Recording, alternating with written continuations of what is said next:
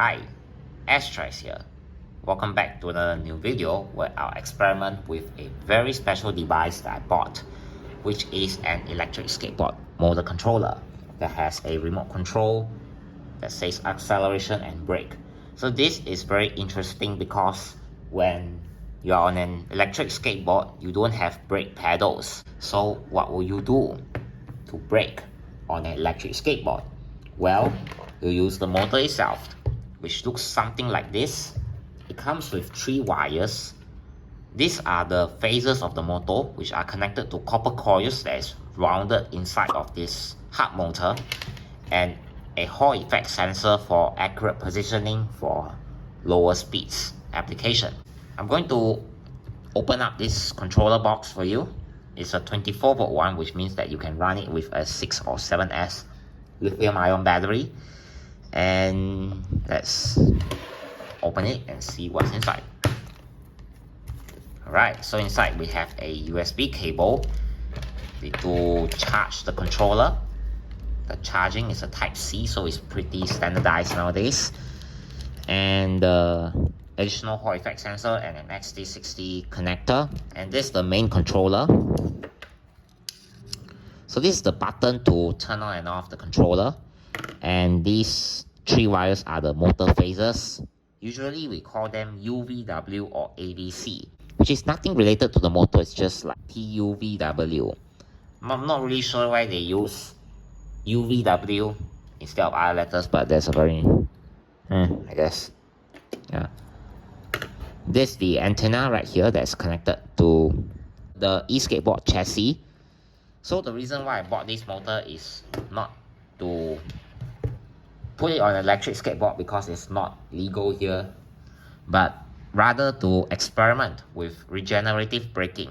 Alright guys, we have a 23.2 volt power supply here set to 2 amps, which is around barely 4 volt per cell of a lithium ion 6S battery. And the header is soldered to the 6S position here, which means that it's going to be connected to a 6S lithium ion cell with a nominal voltage of 21.6 volt. Let's power it on. And I'm gonna use it without the Hall effect sensor first. And we'll compare the motor. So let's turn it on. Okay, so we have 0 ampere going on here because we have to press the power button. You can see it goes to 30 milliamps, which means that's initialization. And we're gonna press the power button of the controller. And once that's done, you can see that now we have the parrot, which shows by the Wi-Fi symbol here, the connection symbol, and you can change the speed. So this is the faster speed, the lower speed. I'm gonna connect a tachometer so to measure the RPM of the motor. Tape it to the top here so that we have a distinct contrast between the light, because this is reflective. I'm gonna hold it.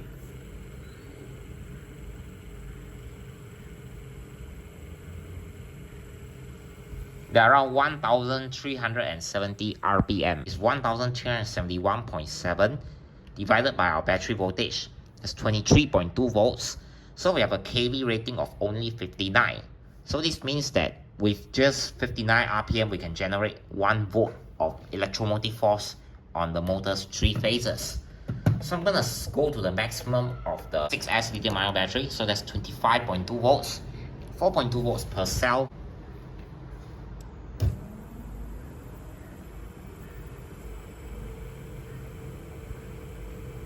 Now I can see it's 1490 RPM. Exactly, actually, bang on. So if we take the same value of the kV times 25.2 volts, we get the exact same RPM that is shown on the tachometer, which is 1489.95 RPM. 59 kV. Yeah, alright, so the throttle lever here have to be right-handed in this case. You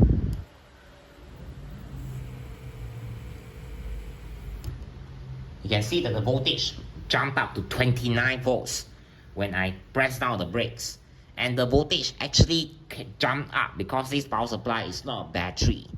it expects a battery to be it's expecting to push current back into the battery. So to prevent destruction of the controller, we have to connect it to a battery. Now I'm going to show you what happens if we connect the Hall effect sensor. So I'm going to turn off the controller and plug in the Hall effect sensor. There you go, it's just this 5-pin header here. Now let's see with the Hall effect sensor.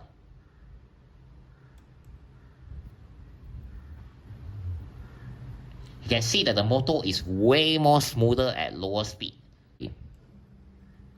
Now some of you might want to see the reverse, so let's see.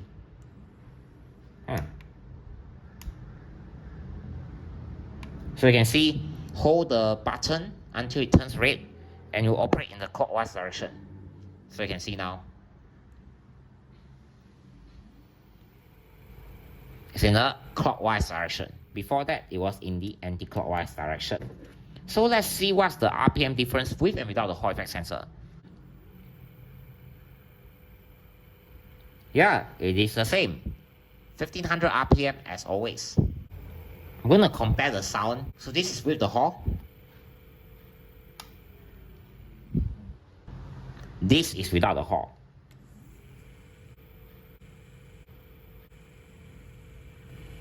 Very similar, right? I'm going to attach a big flywheel.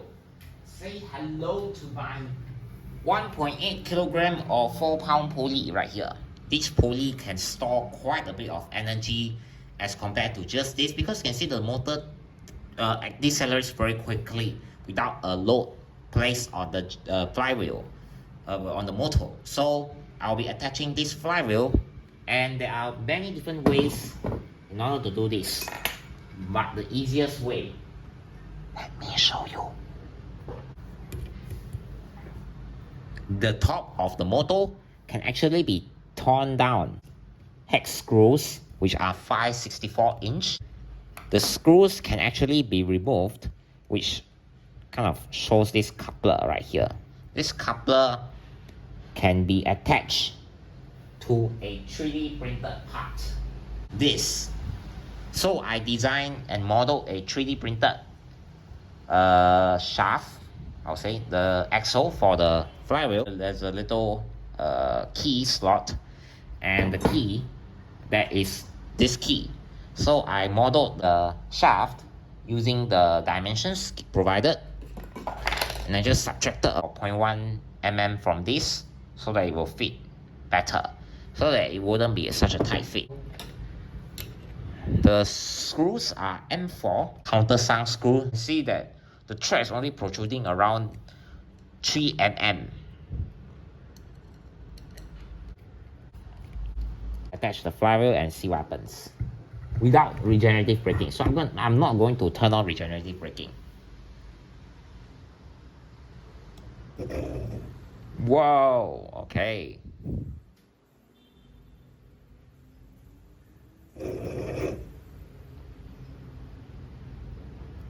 I have to attach a key. Push the key to the key slot.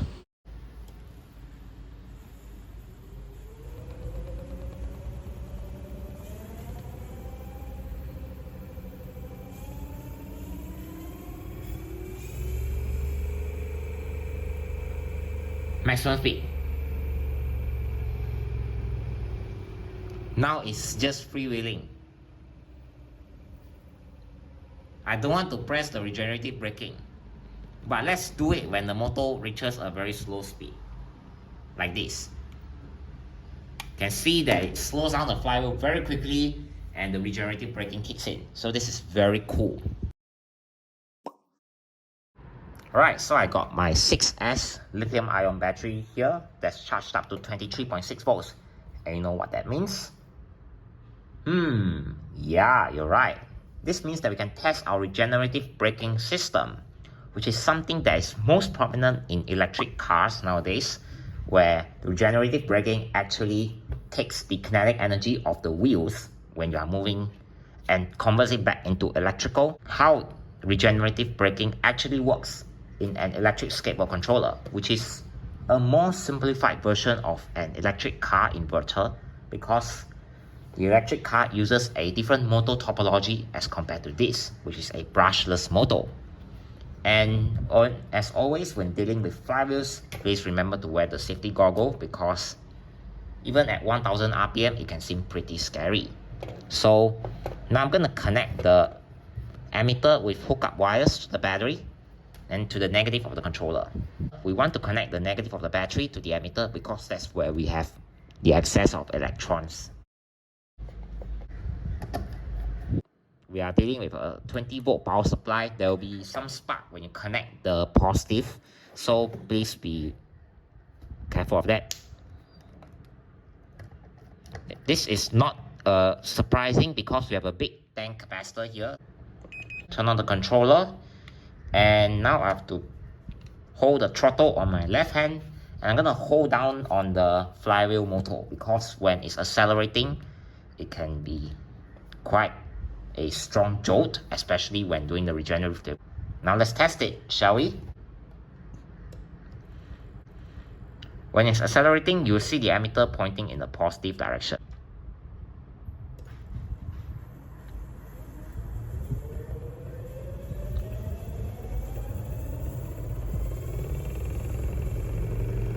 So maximum speed. Now this is a very smooth acceleration, right?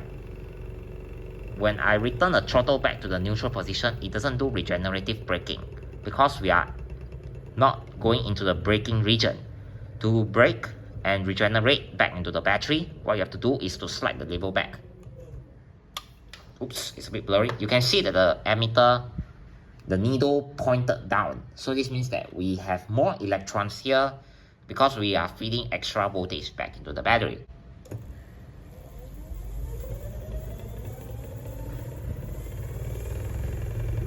Full speed and neutral.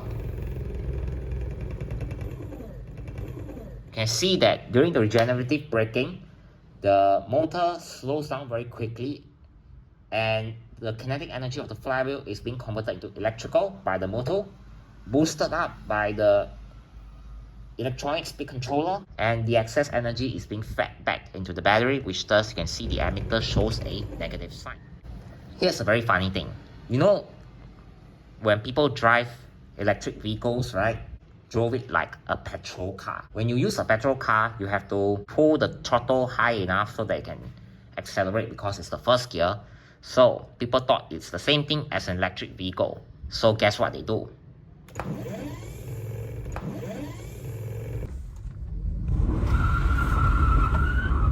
Guess how much is the power loss while doing that as compared to slowly accelerating? Barely 1 amps.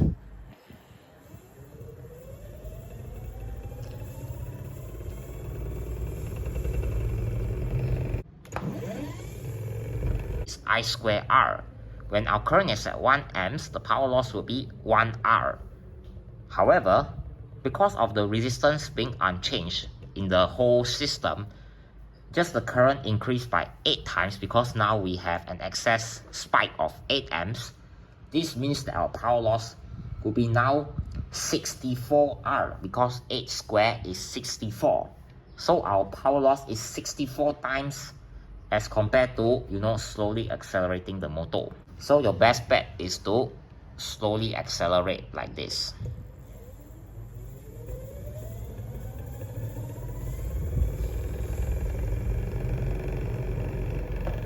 And that is the key to a better electric efficiency and a higher range. You know why people complain of range anxiety? That's the reason why. Even just by slowly accelerating, you increase your battery life, increase your motor's lifespan, and increase your controller's lifespan. Alright, so once the ammeter is connected backwards, so now I can see that when we have an excess of electrons here, especially during regenerative braking, the energy will be connected like this to the negative of the ammeter. So this means that our ammeter reading would go positive. When we do the regenerative braking, you can see that we got a spike of 3 amps of current. You see that? Let's do it again.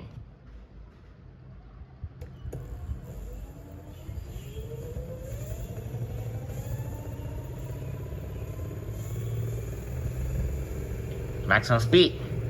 neutral, regenerative braking. In an electric skateboard, you can see even more regenerative braking, especially when you are traveling at above 10 kilometers per hour.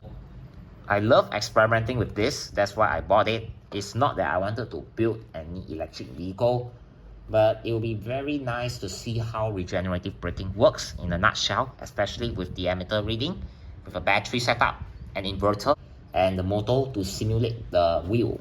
I hope you learned some pretty cool information, and we'll see you in the next video.